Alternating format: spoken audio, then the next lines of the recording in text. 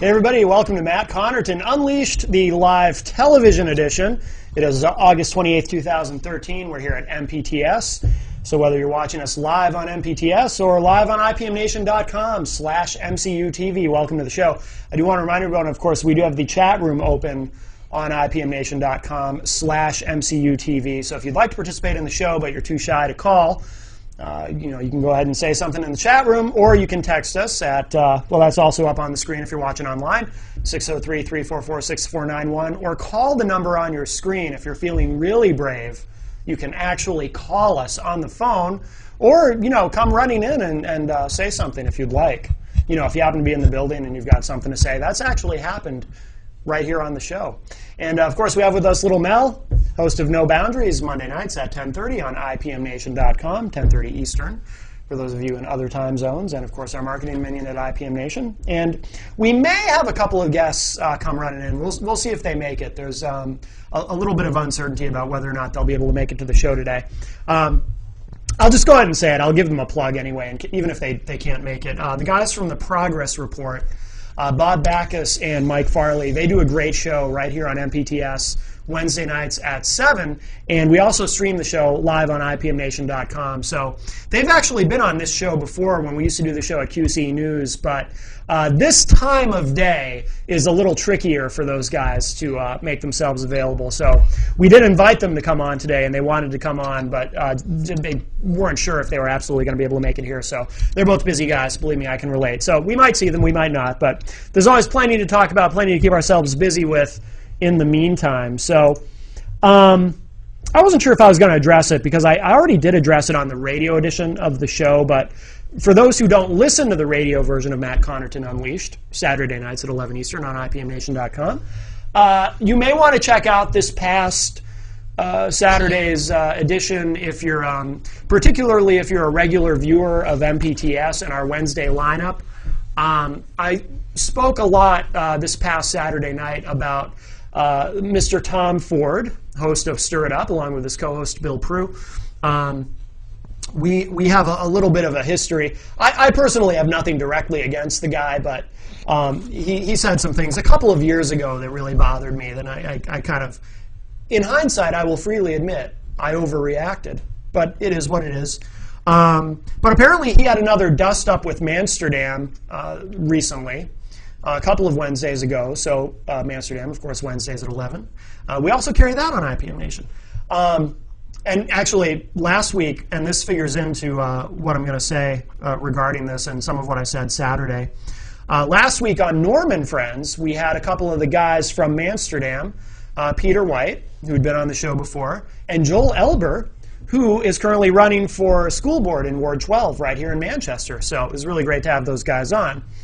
But apparently Tom had another bit of a dust-up with Amsterdam and has decided to, I'm a little unclear if his show is actually ending or if it's going to continue with his co-host Bill Prue. Bill's a great guy, by the way. I think, I'll give this a plug too. I think it's Metro City Records is the name of his business. What is it? Mill City. Mill City. Oh, I'm sorry. Thank you. I've been corrected. It's Mill City Records.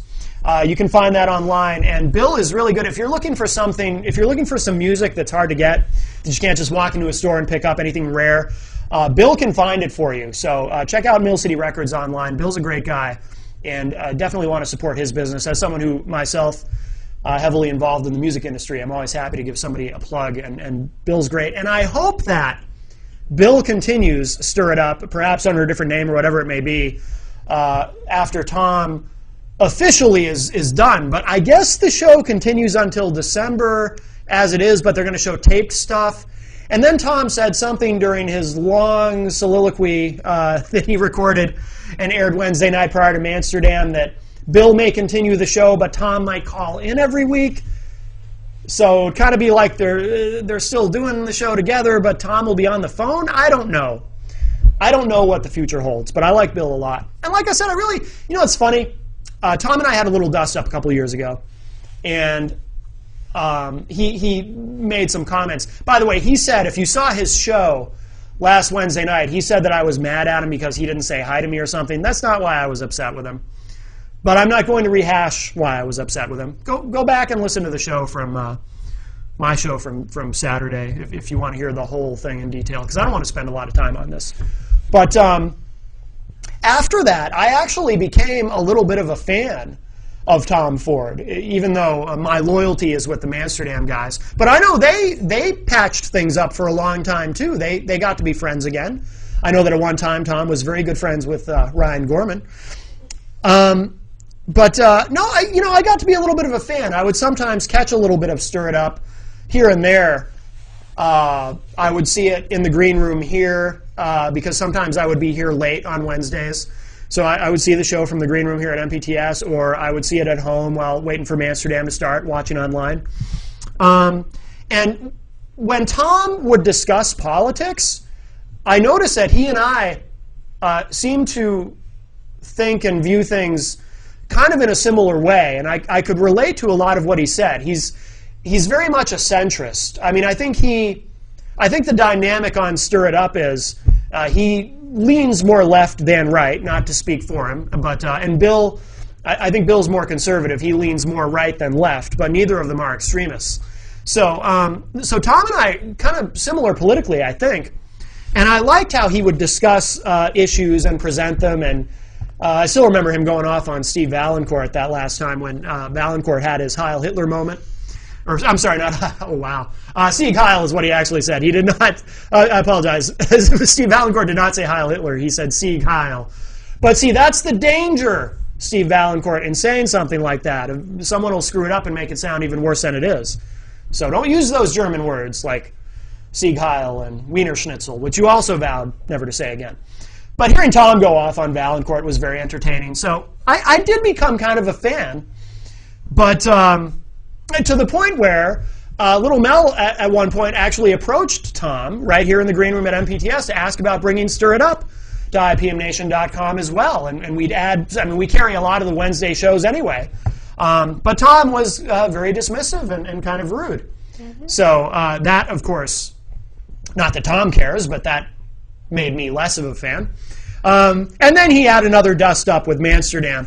I did speak Saturday night on the radio edition of the show, and Peter White was in the chat room, so he was kind of involved in the conversation as well. But I found it remarkable that as someone who is here for 4 hours a day every Wednesday doing shows here, the idea that someone could be out there in the control room laughing so loudly that Tom can't hear the caller on the phone, I find that astonishing. It's really, I mean, it's not soundproof, but you really can't hear much out there. And I believe his main bone of contention was with Joel Elber specifically. And a couple things about that. Tom was very insulting toward Joel during his big, long speech last Wednesday night on Stir It Up. And that bothered me, so I did address that. Joel Elber is, in my personal opinion, just a fantastic human being. I really like Joel a lot. I don't know how anyone could hear Joel Elber's laugh. The guy has an incredible laugh. It reminds me of, some Kiss fans might know Ace Frehley's laugh. He reminds me, he kind of laughs a little bit like Ace Frehley, I think. But Joel's got just an amazing laugh. I don't know how anyone could hear Joel's laugh, even in less than appropriate circumstances, and be upset. I mean, come on. But Tom also very insulting toward Joel because, like I said, Joel is running for school board in Ward 12 in Manchester. And Tom was saying something like, that guy probably can't even conjugate a verb and this and that, kind of trying to imply that Joel is stupid or something and saying he's rude and disrespectful and all this. And I'm like, who is he talking about? That's not the Joel Elber I know. You know, maybe he laughed a little loud and it bothered Tom, but I mean, Joel is rude and Joel is a sweetheart. And I gotta say too, we had Joel and Peter on last week's Norman Friends, and the reason they came on specifically, and it was Joel's first time on the show, was to talk about Joel's campaign for a school board in Ward 12 in Manchester. And I was impressed, and I think Norm was too, and I bet a lot of people were, because when Joel first announced his candidacy, I thought, or I suspected, I really wasn't sure, that this might be a publicity stunt. I was kind of like, okay, is he serious about this, or is this a joke? Because if you watch Amsterdam, Joel tends to be, kind of goofy and silly, and he reads the news, but he doesn't take it seriously during the news segment. It's very, very funny, and Joel's very entertaining. So when he announced his candidacy, I was like, okay, I don't know if this is for real or if this is a stunt or what. But after having spent some time talking with Joel on the show on Norm and Friends last Wednesday, definitely, in my view, as far as I can tell, it's 100% legit. Joel is the real deal. And we got to learn some of Joel's history. Like, I had no idea that Joel had been an educator for many years. So it's not like he's just running for the school board because, maybe he has some ideas he wants to help out. He has actual experience teaching in schools. And he spoke very intelligently, and he's got ideas, and he has concerns. And it was kind of a different side of Joel. Much like the version of Joel you see on Mansterdam, it's really him. He's not necessarily putting on a facade or playing a character or maybe exaggerating certain things about himself, but he's the real deal, and that's what makes him so engaging. But like most people, he has different sides to him, and he does have a serious side. And so I found Tom's comments about Joel kind of obnoxious, frankly. I assume that Tom did not see Joel's appearance last week on Norm and Friends. So I'll give Tom that much benefit of the doubt, because I think if Tom had seen that, he would have he would take Joel more seriously and not said those disparaging things, saying he can't conjugate a verb or whatever. So that bothered me to hear him speak that way about Joel, and I did address that. And the other reason, and we'll move on in a moment. I'm not going to spend an hour talking about Tom Ford, but like I said, it's not like I hate the guy or anything, because I don't. But he also did bring me up. Obviously, he connects me with Mansterdam. We support and carry Mansterdam on IPM Nation, and we have a great working relationship with those guys, and I consider them great friends as well. Love those guys. He called you delicious fruit. Who called me what? He called you second banana. Oh, yes, that's right. He said I was the second banana on a couple of these shows, which I am, on Norm and Friends and Rock, Paper, Hand Grenades. I kind of play the sidekick role. Second banana is kind of an outdated term. Probably a lot of people don't even know what that means, but they used to say, like Ed McMahon, he was Johnny Carson's second banana. But anyway, so he brought my name up, and then he talked about how I was mad at him once because he didn't say hi to me, which is not the reason I was upset with him. And again, I don't want to rehash all that, but then he made some comment about how he used to think that I was Norm's life partner because I was sitting next to Norm doing Norm and Friends every Wednesday.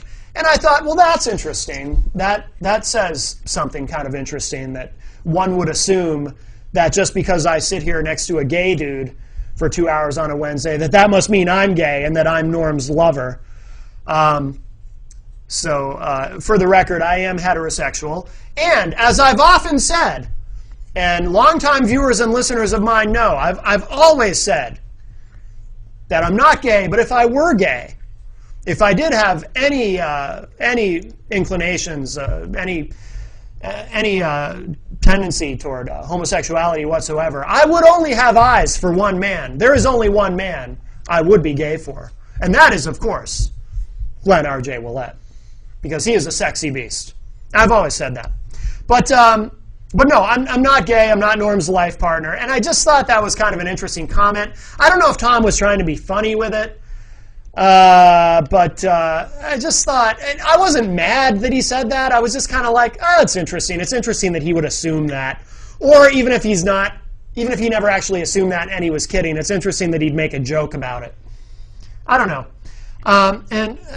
And what was the other thing? There was something else, but I can't even remember now. It's really not that important, but he did bring me up, so I wanted to kind of respond. But yeah, I thought the life partner thing was interesting. But I guess we can probably add Tom to the list of MPTS folks who take themselves a bit seriously, and that's fine. But, whatever. Life goes on, and it sounds like his show will go on in some form or fashion. And like I said, if you want to hear the whole thing, All the shows are archived. The radio edition from last Saturday. Just go to ipmnation.com/MCU live. Got a little bit of a grab bag of stuff here we can talk about. I want to talk about, because this is something that annoys me because it plays into a larger issue that I discuss quite a bit. One of the reasons I'm an independent, there's several reasons why I'm an independent. I used to be a Democrat, and then I became an independent. Probably never be a Republican. But, I've started this movement. There's a Facebook page for it. Haven't done much with it yet. Haven't had time to really get into it because I want to plan this and do it right. But I've started a movement. It's called the Anti-Pig Party. And PIG is an acronym for Partisan Ideological Groupthink. And partisan ideological groupthink is something that both Democrats and Republicans are guilty of. And it's one of the reasons I'm an independent and I refuse to attach myself to a party is I think that being a partisan, being an ideologue, makes people intellectually lazy in some ways, in that there tends to be a willingness to just give up any inclination for independent thought, critical thinking, analysis, and just kind of go along with the herd. And I always use this example for anyone who hasn't heard me. I know I've said this before, but if you haven't heard me bring this up before, just very quickly, because this is the quickest, easiest illustration of what I'm talking about. When George W. Bush was president and we saw gas prices spike for the first time beyond anything anyone had been used to during his presidency, immediately you had Democrats just very critical of him. Why doesn't Bush fix this problem, this and that? And you had Republicans, of course, defending him, saying, well, the president doesn't control the price of gas. You can't blame this on him.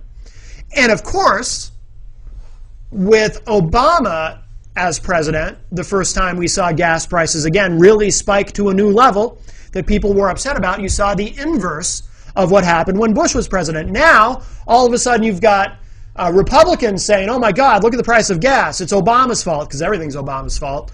And you had Democrats saying, no, wait, you can't blame the president. It's not the president's fault. The president doesn't control the price of gas. So basically, whether you're a Republican or a Democrat, you decide who to blame or who to defend based on what party you're a member of. God forbid anyone look a little deeper, do some research, educate yourselves on the issue, and try to figure out for yourself, well, does the president affect the price of gas? Do the president's policies actually have any effect on how much gasoline costs or not? But no, it's, if he's my guy, I'm with him. If he's not, I'm against him. Now, the problem with partisan ideological groupthink, aside from the fact that it makes people intellectually lazy, like the ditto heads, for example. I can't stand the ditto heads. Look, if you're a Rush Limbaugh fan, that's great, but don't call yourself a ditto head and say things like mega dittos. Don't be proud of the fact that you abdicate your own ability to think for yourself and you're just willing to blindly follow whatever somebody on the radio says. But the problem with partisan ideological groupthink, in addition to fostering intellectual laziness, is it also fosters an inability to analyze issues with any sort of, let me put it this way. We all have certain principles and values in life. We all take certain moral stances on things, and that's great, and you should do that. But sometimes we have to compromise on things a little bit in order to be practical. It's just life. Sometimes you have to do things you don't necessarily want to do for the greater good or for your own, sometimes you have to do things that are painful in the short term for something better long term. Sometimes you have to make compromises with people you'd rather not compromise with, but there's a greater purpose there. Or on things you'd rather not compromise on, but there's a bigger picture you have to look at. That's just life. Unfortunately, sometimes partisan ideologues put their own principles and their own tendencies, their own ideas of how to behave ideologically ahead of anything that's even remotely practical or logical. And here's an example. There was a movement, I think it failed, but there was a movement right here in New Hampshire actually, Mel, I know you had some thoughts on it. Do you know if this ever went anywhere, the movement to start drug testing welfare recipients? Funny you should mention that. I don't know about New Hampshire specifically, but I actually just read an article where they tried it in Utah, and I have that right here. it failed. Yeah. Just like it did in Florida. Right. Yeah, here's the problem. Now, unfortunately, if you're a right wing, and look, both the right and left, I am critical of both ends of the ideological spectrum for this kind of groupthink and intellectual laziness, okay? But this is a pretty stark example of where the right wing is guilty of this. Right-wing Republicans love this idea. Drug testing welfare recipients, making sure that they're not on any kind of illicit drugs. But the problem is, and you know, they'll if you ask them, of course, well, you know, you got to make sure that there's no freeloaders. You got to make sure we're not giving free money, our taxpayer dollars, to a bunch of drug addicts. That's what they'll tell you. Now, here's the problem. Everywhere this has been tried, it's been a miserable failure. They tried it in Florida, for example. Governor Rick Scott, Republican Rick Scott, very proud of this initiative that passed in Florida. Oh, we're going to get those dirty welfare recipients with all their drugs, and we're going to kick them right off the welfare rolls. First of all, drug testing is extremely expensive. So now you're introducing another program, or you're adding another component to the welfare program by starting drug testing, by this government-administered drug testing, right? So you're adding more bureaucracy to the system. And I thought Republicans didn't go for that. I thought Republicans like to look like libertarians when it comes to that kind of thing, right? So you're adding this additional bureaucracy, and then it turns out in Florida, something like an anemic, something like 4%, 3% or 4% of these welfare recipients tested positive for any kind of drug use. They ended up spending, the amount of money they spent on drug testing was huge compared to the amount of money saved kicking that 3 or 4% of people off the welfare rolls. But it doesn't matter how many states try this, because Florida wasn't the first. It doesn't matter how many states try this. More states just want to keep doing it. More Republicans in these states just want to keep doing it because, you know, it's amazing to me how the party that loves to be the party of Christianity, you know, Republicans, they wrap themselves in the flag, but they're always clutching a Bible while they're holding it, right?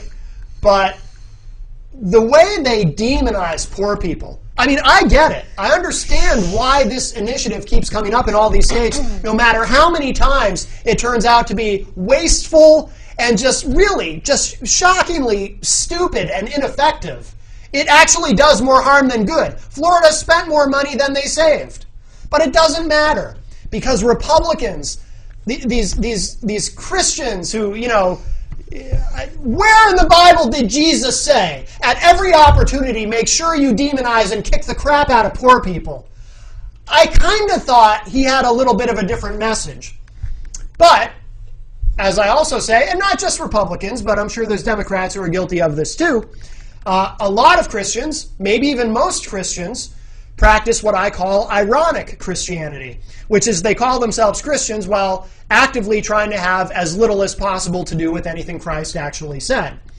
So I'm pretty sure that Christ was not in favor of harming poor people at every opportunity. But Republicans love that kind of stuff.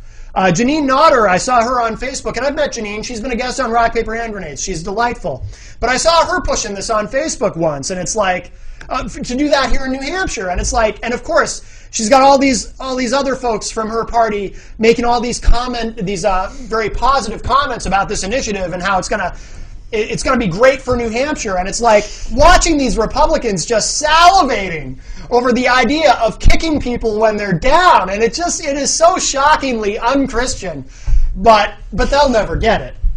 But yeah, go ahead. I was going to say, I don't know the exact percentage or numbers and stuff, and unfortunately I have a really crappy phone, so I can't look it up. But the number of people that, because, you know, there are people who abuse the system Right. and stuff, but the number is something like less than 2%. Right. And there's actually a lot more people that could be on welfare that either don't apply for it or don't get denied. And one of my biggest pet peeves, and you, like, if anyone's ever looked at my Facebook, like, this is something I talk about a lot.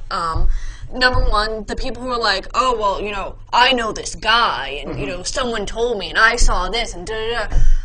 It's, like, you can't, okay, you know a guy. Yeah. And the second thing is, like, just because you see, you know, people be like, oh, you know, he's abusing the system because he's got his iPhone and everything. It's like, well, maybe he had his iPhone before he lost his job. Right, right. Maybe it was a present. Yeah. Maybe it's a prepaid phone, because a lot of the prepaid phones look like iPhones. Right. But you can't judge someone, or like, oh, I saw someone buying alcohol with their food stamps. Like, no, you did not see that, because you literally cannot buy alcohol Right. with food stamps. And the other thing people forget is cash and food stamps go all on the same card.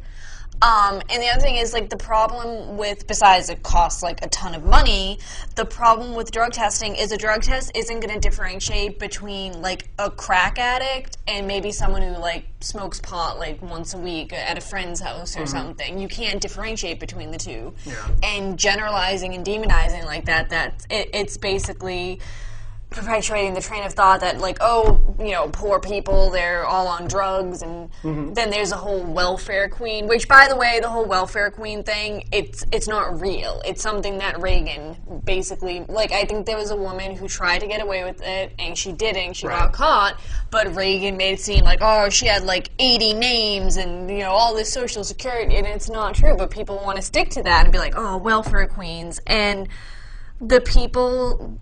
the biggest demographic for people on welfare are white people with, Yeah. like, I think, like, 1 to 2 children.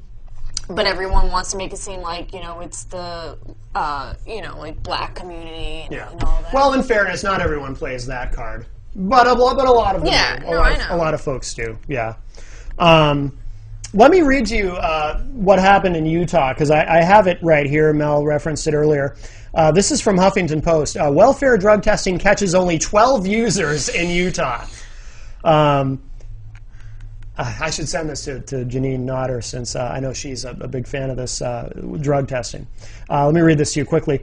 Utah's welfare drug testing scheme has yielded only a dozen positive results since the program started last year, though it may have deterred some from seeking benefits. From August 2012 through July 2013, the state pre-screened 4,730 applicants to the Temporary Assistance for Needy Families program with a written test.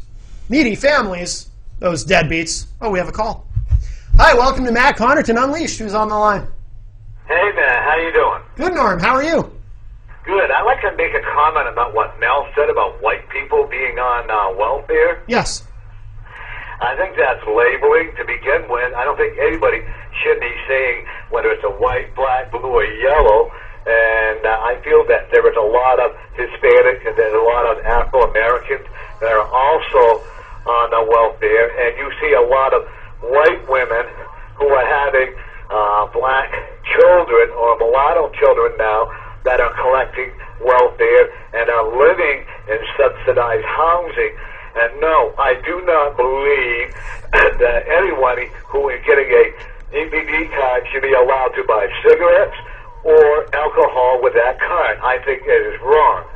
And for anybody to say, oh, it's all the white people that are on the welfare, or all the white people that are pedophiles, or all, and they bring up statistics, and the black people apparently are not poor, or they don't do anything wrong. This is my comment. Thank you. All right, thanks, Norm.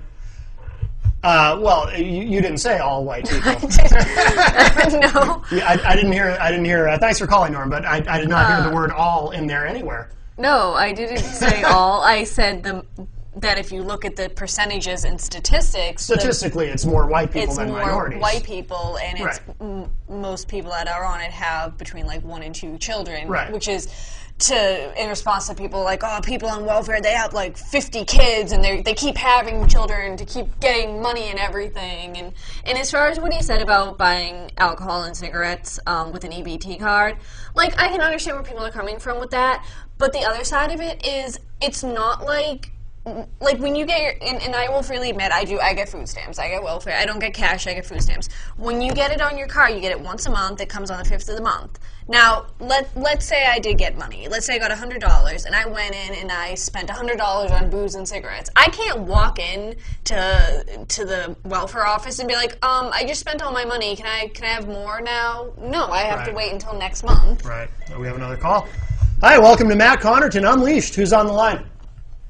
Hey, Matt, I agree with Norm what he said, because I'm white and I don't get the help I need, and which it's not fair. Yeah, so... But everybody labels everybody, but it's not fair. Okay. To see more, hang on. More majority of other cultures hang on. help that they can, they come to the United States. Okay. I got to interrupt. Wait, listen. They get the best of the housing, and all right. People that really need it can't get it. And I think that lady is wrong in what she said. Okay, hold on. Did you hang up? Okay. I'm going to say something, and I'm not going to let you respond. Well, that was cowardly. Whoever just called, you're a coward, because I wanted to have a conversation with you, and to just call and hang up like that was very cowardly.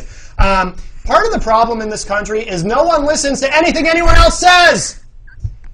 Mel did not say all white people, Norm. That is not what she said. And this woman who just called didn't... What conversation was she listening to? I don't know. Nobody listens to a damn thing anyone says.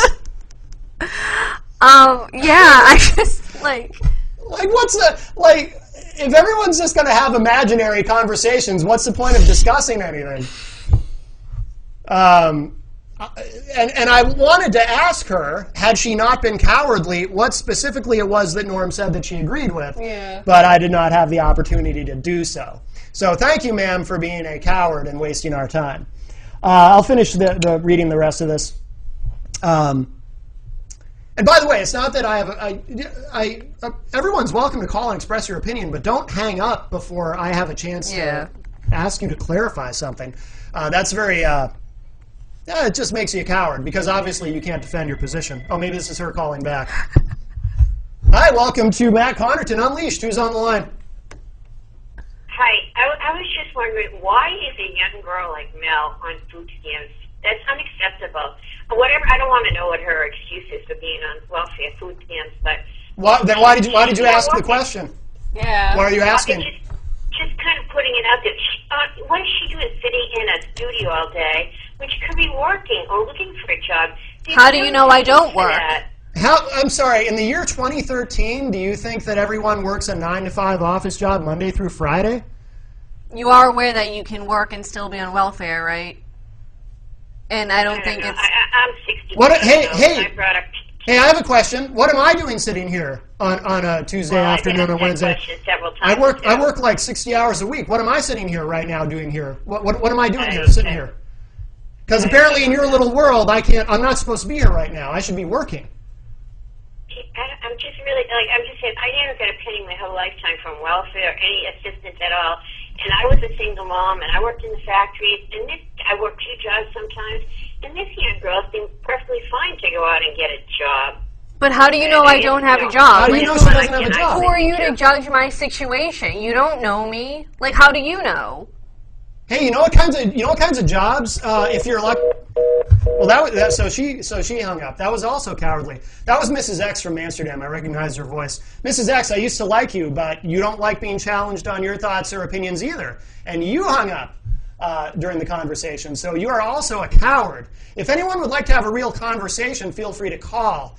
But if everyone's just going to be cowards, I don't know what the point is. Anyone can. I mean, that's what conservative talk radio is for. Everybody just gets to yell about whatever they want, and no one ever gets challenged on anything. What kind of a woman says, well, how can you be sitting there in the middle of the day? You should be working. I mean, that's just an idiotic thing to say. And you know what I started to say, Mrs. X, or Ruth, whichever name you're using today, because I've heard you use both on the air.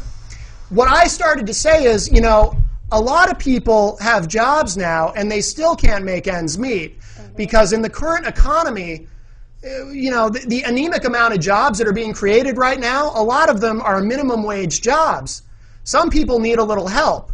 And it is incredibly cowardly. I have no respect for you, Mrs. X, at all, to call up and berate her without knowing any details of her situation whatsoever. You know nothing about her, aside from what you've seen on this show. And to call and make your petty little judgments is cowardly. And it's BS, and it's small-minded, and I think you're a freaking idiot. Other than that, I have no strong feelings about you. Thank you, Matt. You know what, Mrs. X, what are you doing calling Amsterdam at 11 o'clock on a Wednesday night, sounding like you're all doped up and spewing a lot of nonsense that doesn't make any sense? Are you on all kinds of drugs or something? I'm sorry, I know I shouldn't make assumptions like that, but since that's what you do without knowing someone's situation, I'll just do that to you. You're probably all like drugged up and I don't know. I don't know anything about your life, Mrs. X. I really don't, but I'll just make all kinds of assumptions and make little judgments about you. How's that? So I'll be sure to watch Amsterdam tonight for when you call, and I'll try to rate in my own mind. How drugged up is Mrs. X tonight? Because nothing she's saying makes any sense. Because it usually doesn't. You call up and you say stupid things, and you sound like an idiot, and you're a coward. The show's called Unleashed for a reason. I'm just saying what I think. Let's see. I don't even want to talk about this anymore. Anyway, the point being, kicking poor people when they're down actually, in some cases, costs more than it saves. So Republicans who are really intent on doing that, because you know they're not going to vote for you anyway. By the way, for anyone who ever scratches their head wondering why do these people, why does this party demonize poor people so much and want to kick them when they're down, it's because what's it matter? If you're poor, you're not going to vote Republican. Just like they have nothing to lose. Well, actually, they used to think they had nothing to lose running around talking about how they wanted to deport everybody who's here illegally, because those people aren't going to vote for them anyway. They're kind of learning the hard way that that's changing, but they're never going to fully learn, I don't think. I got a couple options here. You got anything else you want to say before we move on that? I mean, the only thing I want to say is, like you said, it's not fair for people to just judge someone, you know, she doesn't know my situation. And, you know, and I don't have a problem admitting this. Part of the reason that I am on food stamps is because I am on partial disability because of, like, mental illness, and I don't have a problem admitting that. And the problem with that is there's a stigma that if someone looks at you and they physically don't see anything wrong, it must mean there's nothing wrong. And it's called invisible illness, and it must mean there's nothing, you know, if you're not walking with a cane or you're handicapped or whatever. And the other thing is welfare isn't just for people that, oh, I don't work, I don't make any money. There's different tiers to it. Right. You know, there's different, like, based on your income and everything. And for her to be like, you know, why isn't she looking for a job? Like, number one, I do work. Number two, I do look for jobs. Just because I'm not looking for a job at this very second, right. You know, sometimes I'm up until 11, 12 o'clock at night sending out resumes. And it seems to be that there's this theory that if you're on welfare, you know, you can't have any fun, you can't buy yourself something nice every once in a while, you have to sit at home twiddling your thumbs and looking for jobs. And if you're seen outside of your house, then you're abusing the system. Well, part of the problem, too, is that it's part of the human condition. A lot of people, like Mrs. X, who are just so stupid that they literally assume that whatever they see, that's all there is. Like, whatever they see in front of the world in front of them, it doesn't even occur to them because they're so dumb that it doesn't occur to them to think any deeper about something or look any deeper, or it doesn't even occur to them in their tiny little dinosaur brains that maybe there's something more to a situation than what they see on the surface because they're just that dumb. Or someone like Mrs. X, who's probably just at home all day doping herself up on on prescription drugs. I got a text that says, New Hampshire welfare application asks what race you are and if you speak Spanish.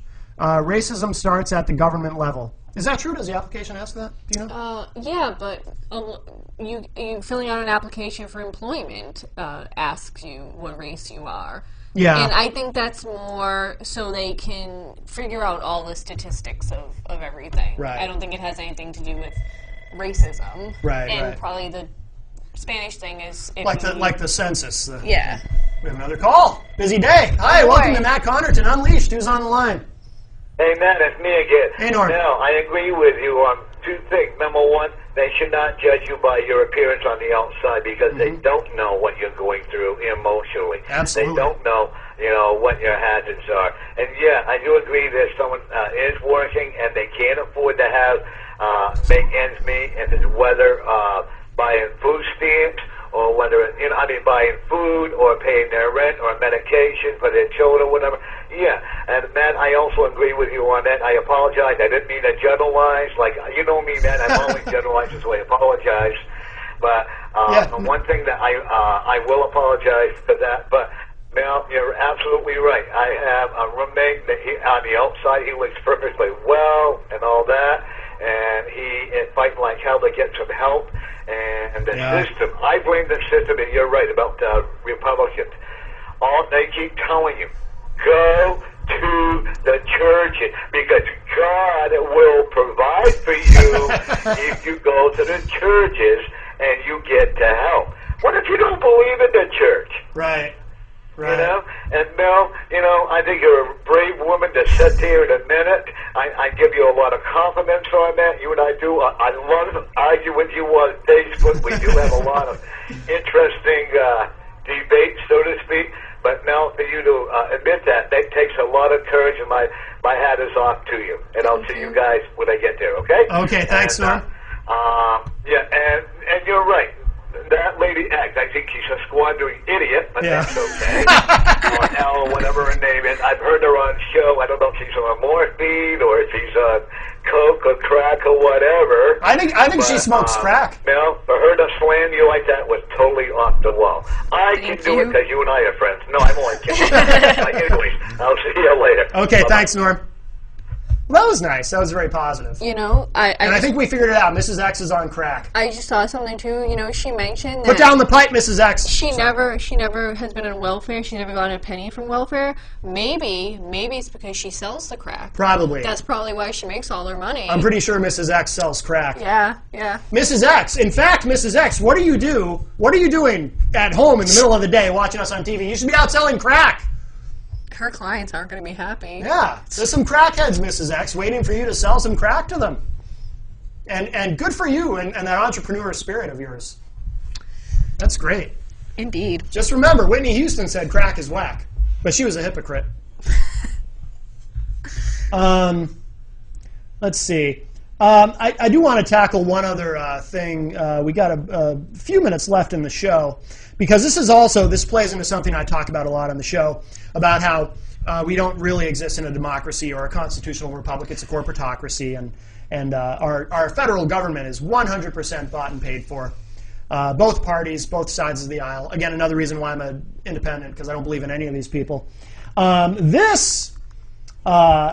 this doesn't upset you, you're probably in a coma. This also from Huffington Post. Taxpayer dollars paid a third of richest corporate CEOs, according to a new report. So I'll read this quickly. More than 1/3 of the nation's highest paid CEOs from the past 2 decades led companies that were subsidized by American taxpayers, according to a report released Wednesday by the Institute for Policy Studies.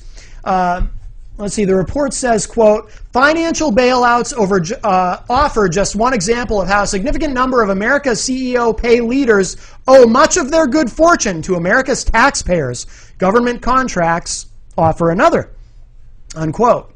IPS has been publishing several annual reports on executive compensation since 1993, tracking the 25 highest paid CEOs each year and analyzing trends in payouts. Of the 500 total company listings, 103 were banks that received government bailouts under the Troubled Asset Relief Program, or TARP, as you often have heard it referred to. While another 62 were among the nation's most prolific government contractors. I'm sure a lot of those are military contractors, by the way, because war is a business. Oh, I'm sorry, it's about defending our freedom. No, war is a business. That's why we fight these wars that don't make sense. Iraq, Afghanistan, etc.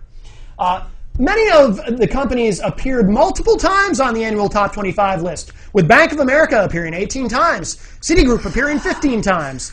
Morgan Stanley and American Express each secured 12 slots. JP Morgan Chase CEO Jamie Dimon has landed on the list twice since the bank received $10 billion under TARP. That's $10 billion of your taxpayer money.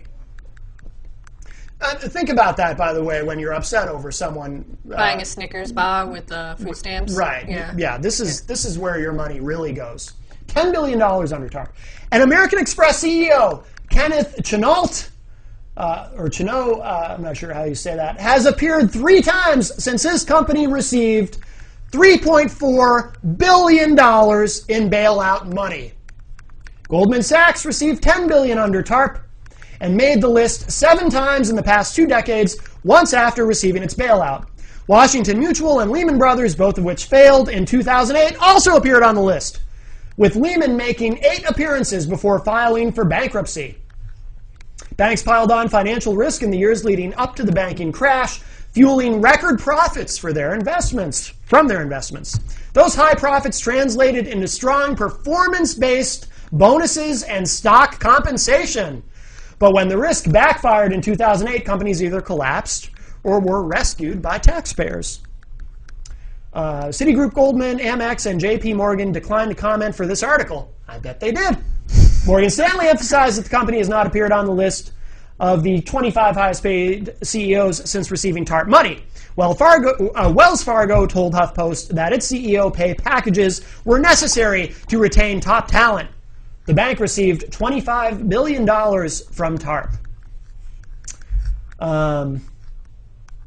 I won't read the rest of this. It's a long article. If you want to go to Huffington Post, click the politics page. It's right there. Can't miss it.